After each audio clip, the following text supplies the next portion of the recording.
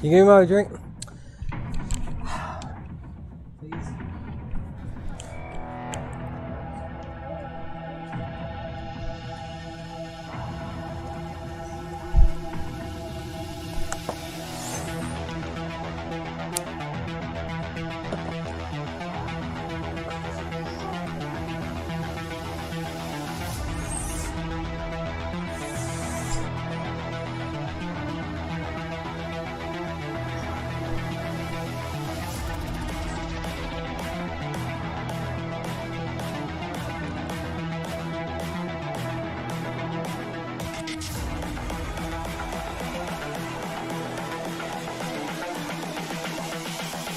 This is the future. Can you hand me my monster? The cold one? Evolution.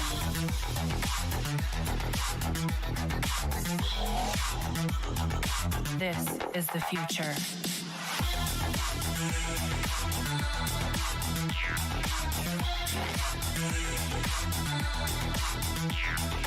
Evolution.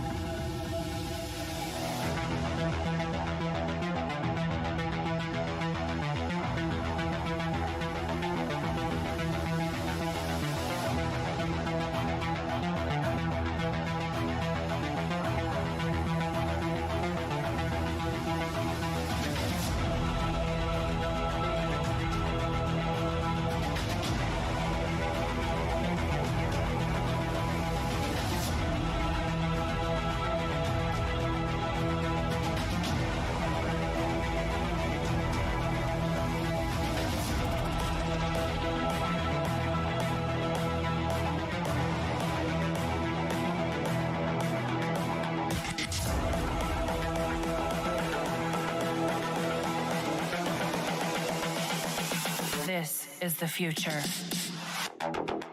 Human error.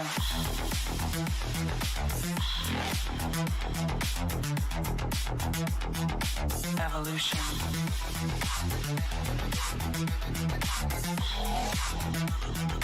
This is the future.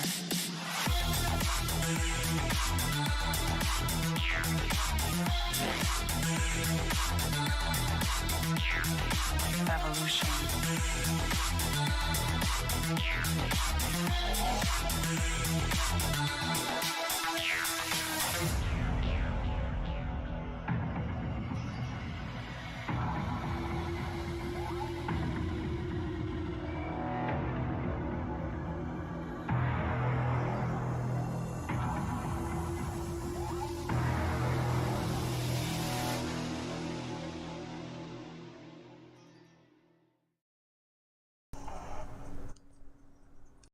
What's up, sinners? Today we are here to look at Patrick's new mod that was just released. I believe it was last night, the FS22 mod manager by Patrick.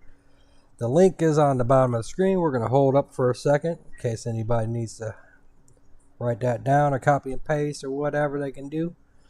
And we're going to go through. We got a little slideshow here. We want to represent and give props to those that helped Patrick make this thing come true.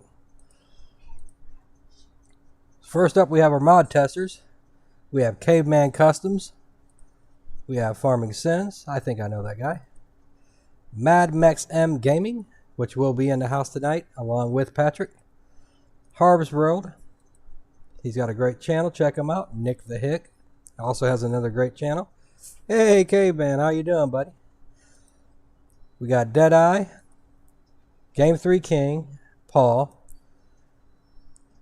Gaia Warrior, Maddie Batty, Jan, Harb's World's crew, and Nick the Hick's crew. And for supporters, we have Farming Sins. And by 1 penny out donated was Mad Mex Gaming. All right, folks. So we're gonna go ahead and hit another screen right quick. Give me 1 second while we flip it over.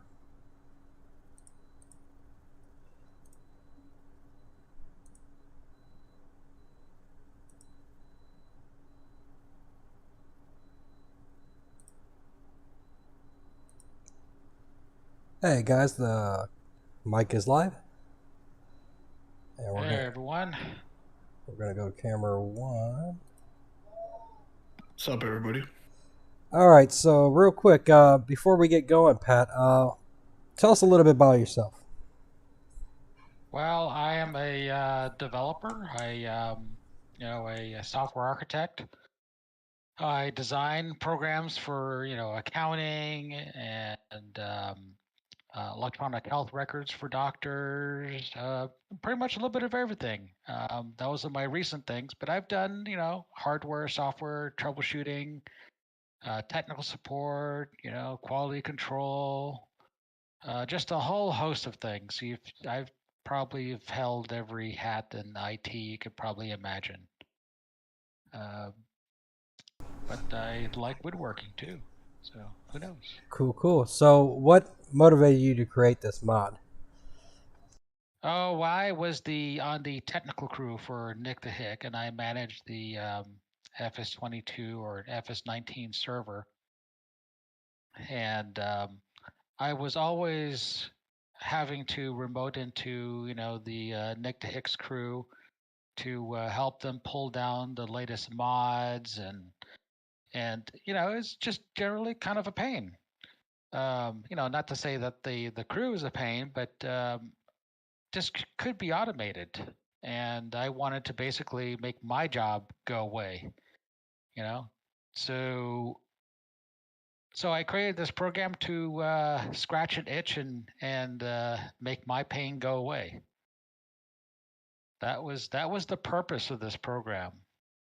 So if you want to get an idea of what was going on, so imagine yourself, you're the developer of, not the developer, but the managing a server, and you put new mods on there from third parties. If this is all from Giant's Mod Hub, you don't need this program, by the way. But if you're doing a lot of third-party mods, then how do you get them? Typically, you have to tell people to download them and install them themselves. And some people have, they're not the greatest IT people or, understanding of computers. So I usually have to get on and help them because either they forgot a mod or that type of thing. Cool. Without further delay, we're gonna let Pat show us everything that's cool about this mod, and then we'll hear. I believe we have Mad Max, and maybe he can tell us what he loves about it after the presentation. All right, it's all yours, brother. All right. Well, we're going to start by downloading it. So I'm going to go ahead and download it here and install it. So you expect to see this. All right. That's because this program is gaining reputation. And as soon as it's downloaded, I don't know how many thousands of times, then this will actually go away. But until that time, well, it's there. So you can see that my name is there, and that's the thing I'm going to run.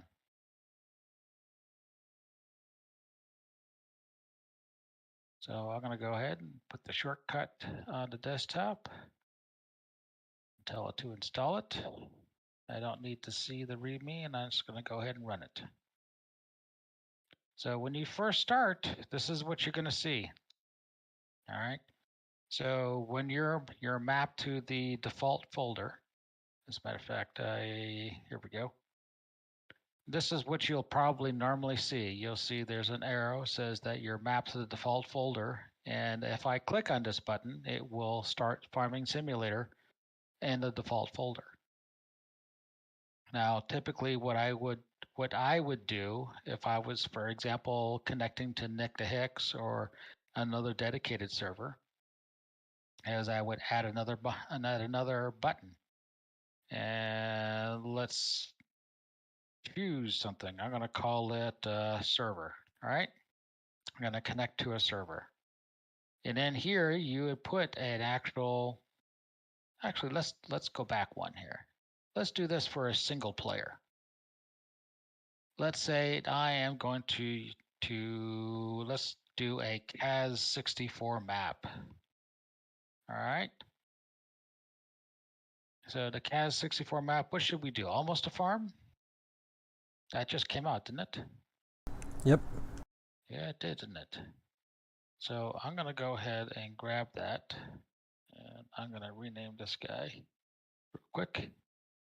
And I'm going to create one called Almost a Farm Productions. So this is going to be a single player map that I'm going to run on my local computer. I'm not going to share it with anybody. If you notice here, the mod folder, it actually changes. And this is where it's going to put your mods folder for this map. So at this point, anything between here is used for a dedicated server. And since I'm not using a dedicated server at this time, I'm going to ignore it and just click OK. Now over here, it's asking you if you want to create this directory. If you say no, you either need to choose a different directory or say yes. All right, so I'm going to create this directory. And now we have another button here. So what I'm going to do here, in my documents, my games, FS22 mods, all right, these are all of the maps that I have created using this manager. And the reason why you don't see all the buttons for this is that I've actually, this file right here is where all of the buttons are stored, and I've saved them. And this is the current one that I'm using. All right, and it's all in text. So if you want to open it in Notepad, you'll see right here that it has all the information. So you can see right here, this right here is your first button, and this right here is your second button, if you ever really wanted to know. So what I'm going to do is I'm going to copy my mods for Almost a Farm and move them into here. All right. As a matter of fact, I don't need this one anymore. I'll just get rid of that. So now I have Almost a Farm there. So now if I want to run it, I can just click on it and it will start Farming Simulator for you and take you right to Almost a Farm. So now if I start a career mode, and we'll choose an empty slot, and say easy, and here is Almost a Farm. And I can continue with that, but we don't need to go that far, so we'll just stop right there. Now I happen to know that my default mod folder is empty, and you can see that it's pointing to Almost a Farm. And this one right here, it's not pointing to that. So let me show you what it does when it actually runs this. So basically all of this mod manager does is inside this game settings.executable inside of my computer, my games, Farming Simulator 2022. All it does is it adds this one line right here. All right, it's just one line. Oop, not that guy, but this one line. And all it does is it changes this directory as to where your mods are going to be pulled from. And that's the only thing that this program really does for the most part. It's very simple. All right. So if you notice here, you can right click for more actions. If you right click, you can see a whole bunch of things that you can do with this. I can choose to move this button up so this button is at the top, or I can choose to move it down and move it to last. If I have more buttons, I can do that. All right. You'll see more actions here. They'll be useful later. For example, if I want to edit this mod folder and I don't like this name, let's add in, I don't know, -ABC. All right, click OK, and now the button has -ABC at the end of it. So you can do a lot of things with this. Oh, sorry. What's the next thing to do on this? Oh, let's add another mod folder. All right, we're going to add the Nick the Hicks here. I'm going to add JT/Nick. All right. Hey, Pat, is there any way you can display full screen? Just curious. Let me see what I can do here. You're just in windowed mode and it's just small on the screen. I'm looking at it. Is it small on the screen? Yeah. Well, let me try something real quick here then.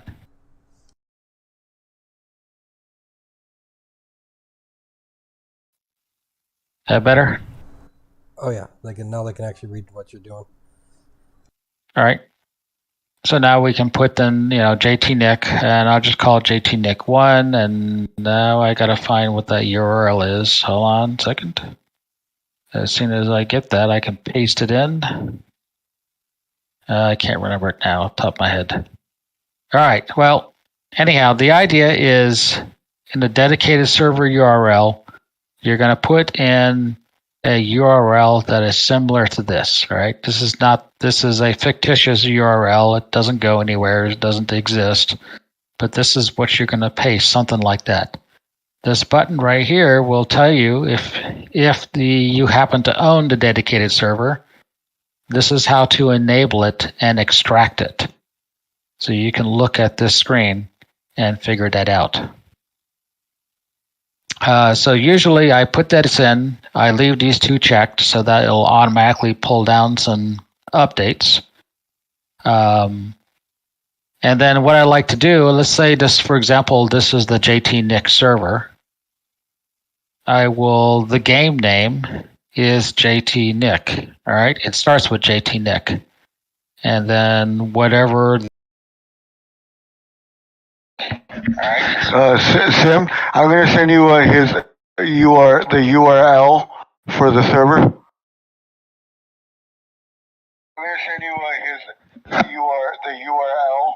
Oh shit! All right. And now I'm going to I won't be able to save it because, actually I will be able to save it because this is blank. If I put an invalid URL in here, it will actually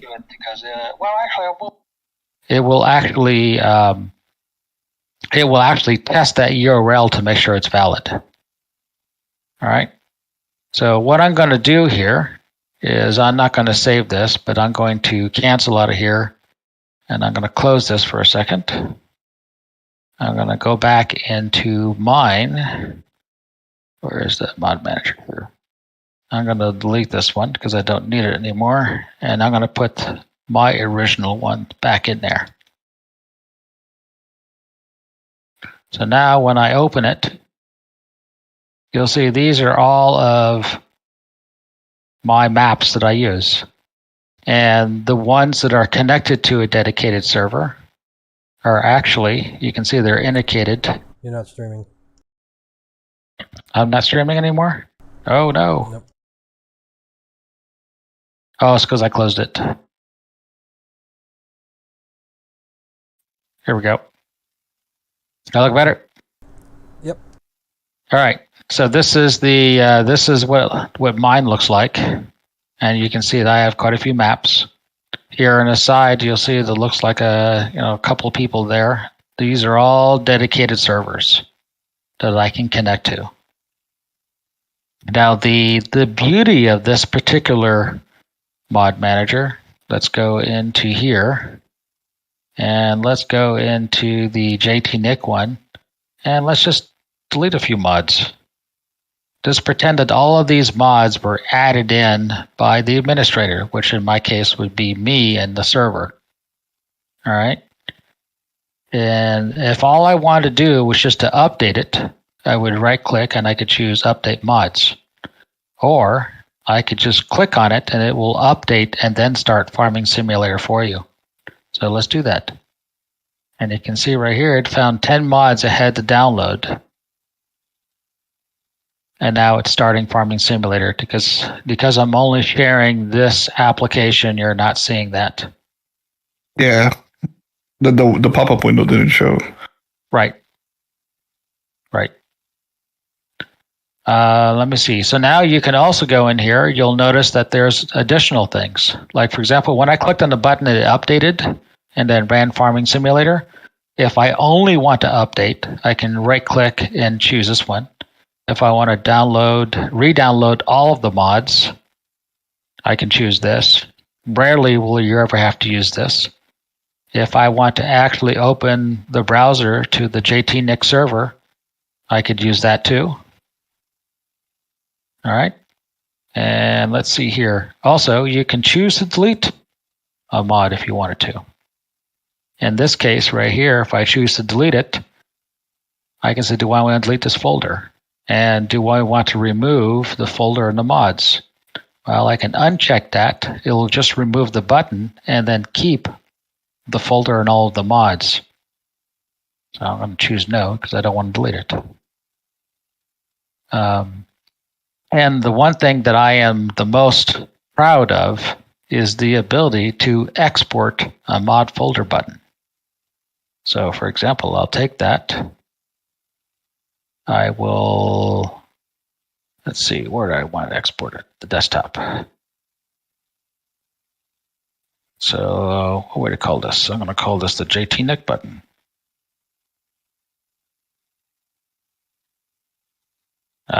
The slash is not valid, so I'll put a dash. And so now I have a file here. So what I'm going to do here is, if I want to add this button back, as a matter of fact, I will delete this, but I want to keep the folder there because I don't want to remove it altogether. Steve says hi. Now it's gone. So now I can import the mod folder button.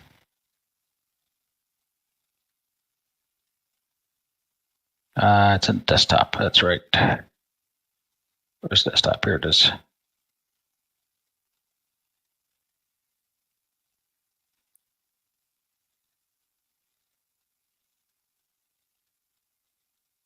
Desktop, here we go. There it is. There's the mod. There's the JTNIC button I just created. I put it in. It populates a whole bunch of information here. And I'll have to redirect this one because it recognizes that this directory exists and it says, oh, you probably want a new one. In this case, I don't. So I'm going to select the folder and then click OK. And now I have the JTNIC button back. And if this was a brand new one, at this point, it will start downloading all of the mods for the JTNIC. So in this case, I want this at the top because it's the one I use the most. Now, there's other things that you can do. For example, settings. Let's say, for example, for some reason, it can't find the Farming Simulator executable to actually run Farming Simulator. You can come over here and tell it where it is. Or maybe you don't want to store all of your folders and mods in this directory. You can tell it right here what to do with it. We can't see what you're trying to do, Patrick. You can't see it? No. I'm looking at the list, the mod list of your folders. Yeah, the mod list, not what you're trying to do. All right, that's the reason why I was sharing my my screen and not. Yeah, you can go back to the screen. Yeah, we'll have to share the screen.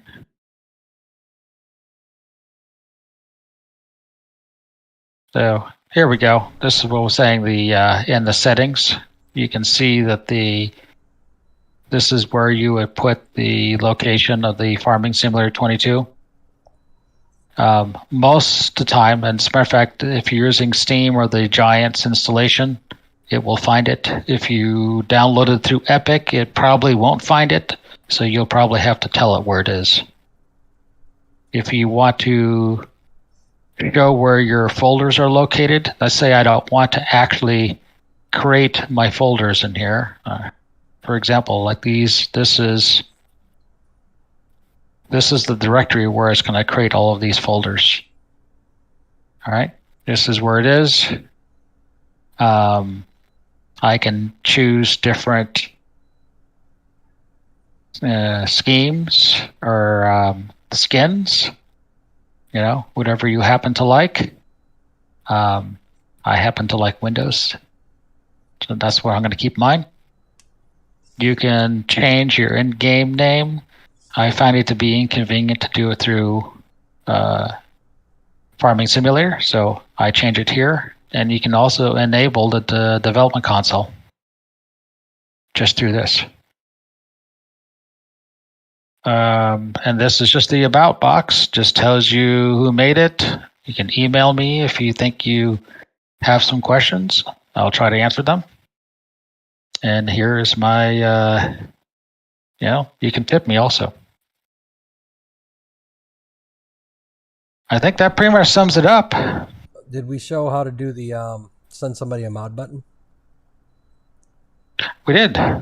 That's one of the coolest features. Right. So when I right-clicked and I export a mod button here, maybe it created this file right here.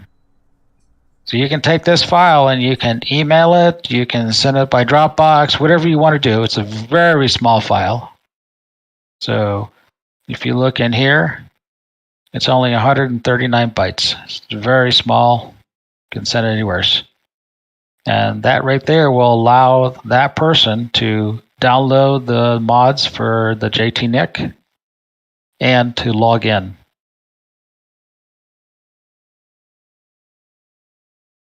Any questions? I think I'm good. Maybe we can move on to let's see what some of our testers have to say about the use of this mod. Right now, currently on the Farming Sinz Discord channel, we have Mad Max. Mad Max, you want to tell us what your experience is with this? Yeah, absolutely. So this mod, like Patrick was saying, it's not that it's a bad thing. It's just that it's very tedious to keep track of mods, especially when you play multiplayer, when you play with other people on dedicated servers and stuff like that. Downloading the mods is one thing. Keeping them updated is another thing. So, especially for, multiplayer, this is, very super helpful. You set it up, the URL, and it'll automatically update the mods that are going on. So I don't know how else to express it, but now if you're playing with someone on a dedicated server, whether your own or somebody else's, you do not have to worry about what are the new mods. Let me download them. The application does it for you. Like, I'm talking about, I join a server, I play on Harv's World server, and Caveman, who just joined the Discord, he uploaded 11 mods. I download them like in, the time varies, but the point is I just noticed that there's 11 new mods. It automatically downloads them for you. I don't have to go find them. I don't have to go search them. I don't have to look for them. So from clicking to gameplay, it's very fast because of this tool. It helps you get playing a lot faster. That's for multiplayer. For single player, what I find the most useful is that, I want to play No Man's Land and I want to have these set of mods, right? So I create me my little folder, my little button, No Man's Land, my playthrough, local, name it, and then I put the mods that I want on it. But then I want to play the Hobos, what is it called? Hobos Hollow map, and I want to use different mods. Obviously, you need the different map mod, and you want to use different mods. You want to try out maybe different mods for that game style or gameplay that you're using. You can separate your mods instead of going into the game and unchecking or checking the mods that you want for this game. You know what I'm saying? For this map, you don't have to worry about it. Just remove the ones you're not going to use. And just, all of them. Select all of them always. Boom, boom, boom, boom. And you're gaming faster. The ability to pass the button, I just want to speak to that because that's godsend. Like I have a dedicated server that I play with my son and my sister sometimes, and they're not the most tech savvy people, so downloading mods is like it's I don't want to say painful. It just says, let's just say it takes longer for some people than for others. But if I send them the button, I send them this, and it's like, just click on this one you want to play. Boom. All the mods, if I change mods, if I remove mods, if I update new ones, they don't even have to worry about it. They just want to play. They don't want to worry about mods. And that's the beauty of this application. So thank you so much, Patrick, for developing this. It's a great app. Something else I like about it, since you brought up updates. So this mod is a completed mod. It does work the way it is meant to be worked right now, but it is continuously growing. So when Patrick makes improvements on this mod, it itself has an installer, so it will prompt you to update when you load it up. And you could choose to do it then, or you can do it later. So if you're a streamer and you want to get streaming, you can still run it, just say no, you'll do it later. Do your stream and come back to it. It's not going to affect how it works, which is another beautiful tool to have. We have K-Man in chat. K-Man, did you want to speak on how you and your friends over there at Harvest World is enjoying this? If not, it's cool. Sure, I can. I was going to say, I like it a lot because, like Patrick touched on earlier, I don't have to tell everybody, hey, I've updated stuff, or hey, this was added. You need to go download this. All they got to do is click the button. Also, too, I can send them the button to the server, and I don't have to worry about them remembering passwords, any of that stuff. And because I do manage 2 different servers, we have a different mod list. Even though some of the mods are on both servers, we have different versions of the same mod. So now I don't have to worry about, having to update a mod if I don't want to on one server, where the other server kind of needs to be up to date for the console players. It's just, this one takes, care of, okay, old version on this server, download it. So it's not trying to hunt and find older versions anymore. Don't have to, try to walk them through how to download it from the server. Just use this, click a button, you're good to go. Another point I want to bring up is that if you decide to downgrade a mod on a dedicated server, even though they'll have the most current one on their computer, it will downgrade it. It sees it as an update.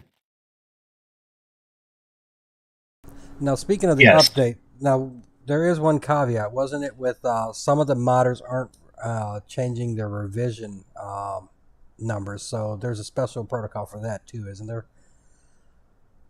Don't you have to delete the old ones off the server and then install the new ones, and then the user clicks it and it automatically updates for them, right? Is that how that works?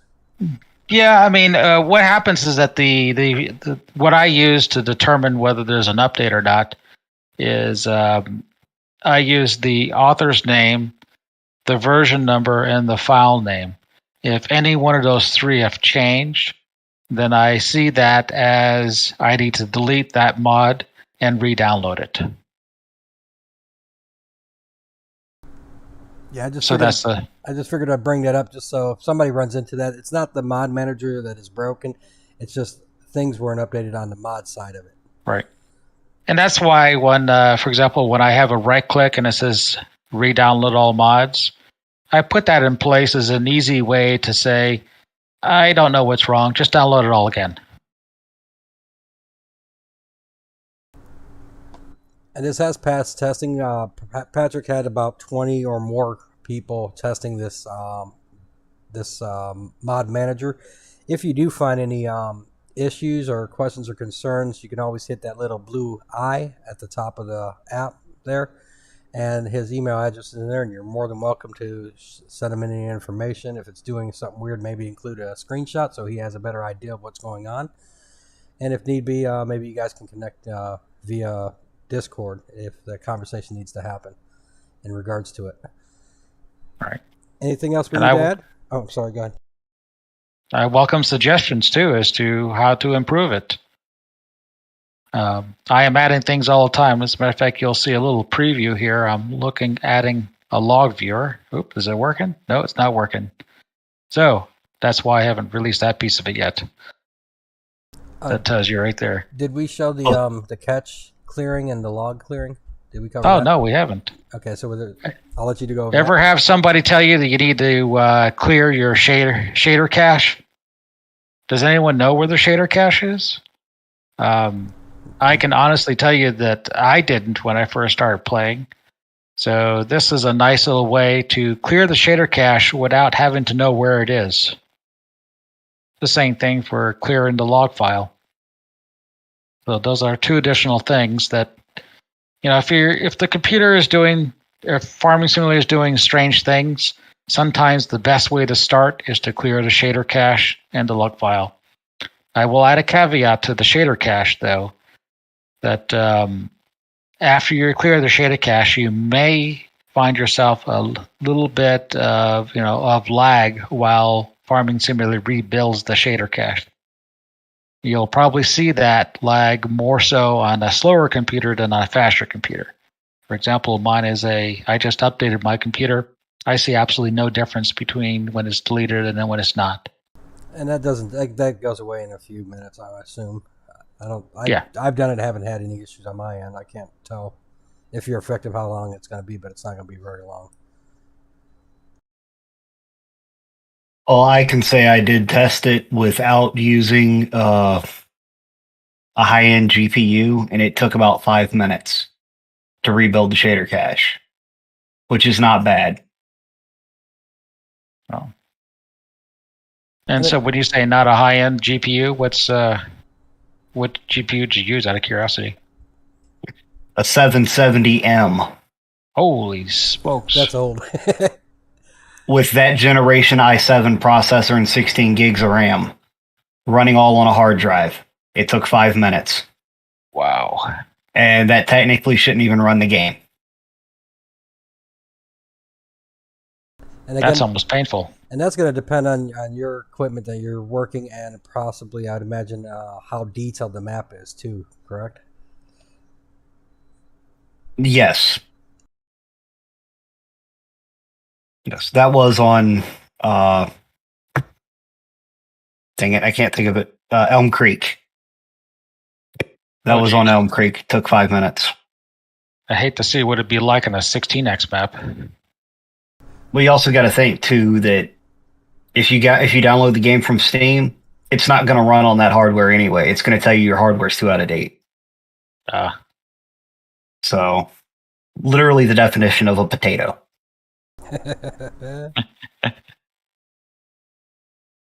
That's great.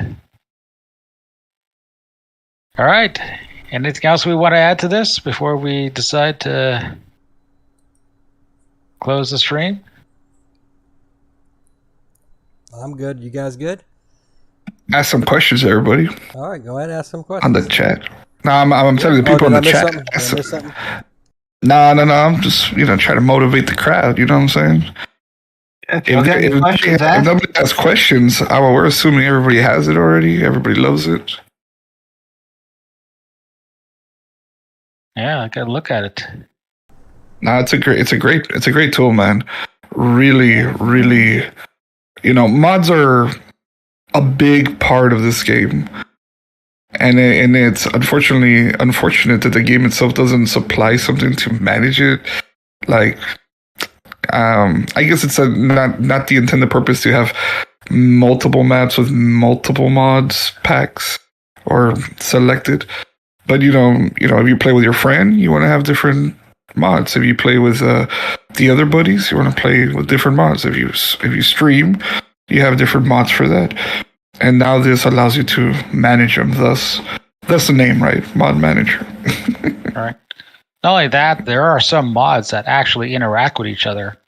Like there's 3 contract mods out there, and I've seen people install them all. Well, that's not the greatest thing to do. Maybe your friend uses a different one than you do. You don't want them both installed at the same time. So this is a good way to separate them. It's also Right. a known thing that you don't want to you install multiple maps in the same mod folder. You want to try to have the least amount of mods in a particular mod folder that you can. One map only. One thing I like is we've been looking at some other variants of this. A lot of people are familiar with PV tools, and I think there's another one. What's great about Patrick's mod here is it's easy to read, it's colorblind friendly, it's streamlined. There's not dumbed down by a bunch of stuff you don't need. Everything you need is there, and it works, and it's easy to find out. I mean, the prime example, how to find your URL. It tells you how to do it. I mean, you can't get any simpler than this. And by the way, I believe it's lighter than any of the other options out there as far as file size. The entire program of Patrick's is smaller than the data that the others save to your computer to keep track of the buttons they have. And that's not to put the other ones down, but just to give you an idea. If you go looking at this and looking at other ones, what are the differences? And most of them you're going to see right off the bat for yourself. I just figured we'd break it down right quick and paint a little bit of a picture for you guys out there. And part of the reason for that is I started, coding in the 80s with, 4 kilobyte on a computer was what I started coding with. And I've always been a firm believer that I should be as efficient as possible and use the least amount of disk space. Nowadays, it's probably not important, but it's a hard habit to break.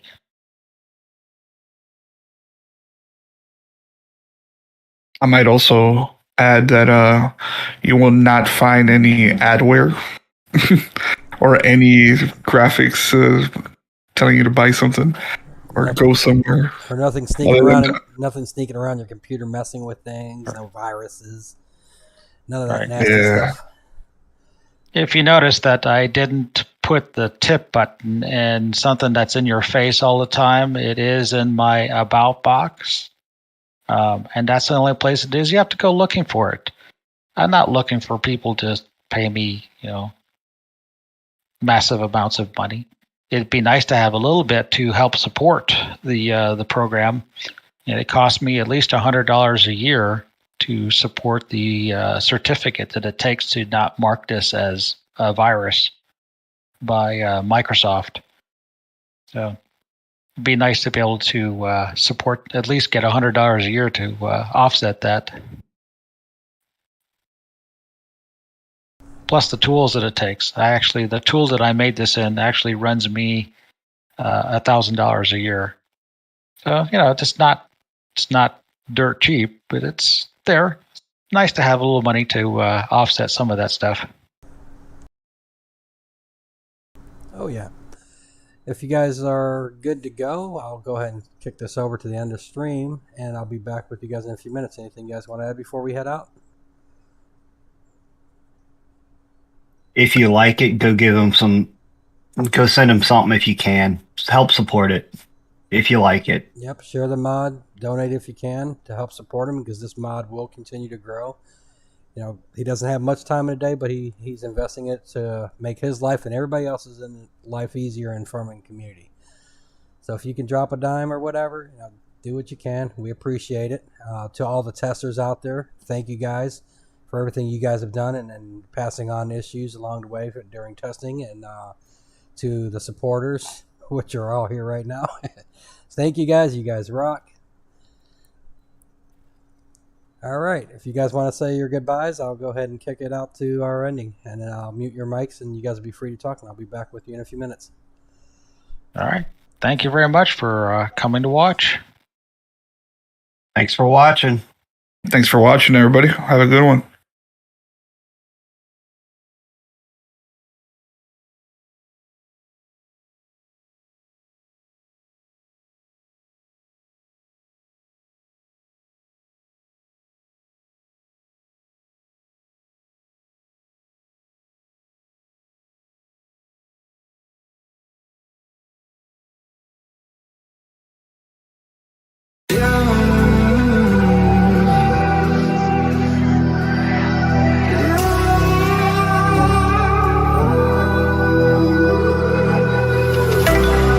There's a distance between us. It's getting hard to reach out. Haven't seen you in seasons, but all I hear is your voice. I know my limits, you can break me down, but I'll stay till the finish line. And I've been counting minutes for quite some time now, just to see you again. And I've been counting days to get away, to see you again, see you again. Been finding ways to get away, to see you again, see you again.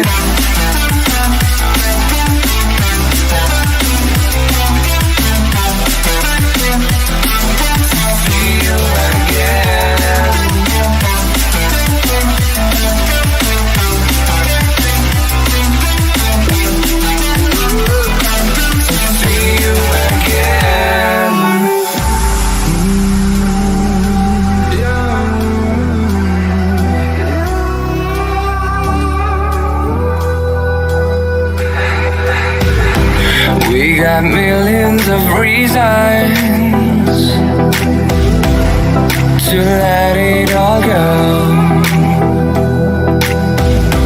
Hope we're not too broken. I know I'm not always strong. Oh, and I've been counting days to get away, to see you again, see you again.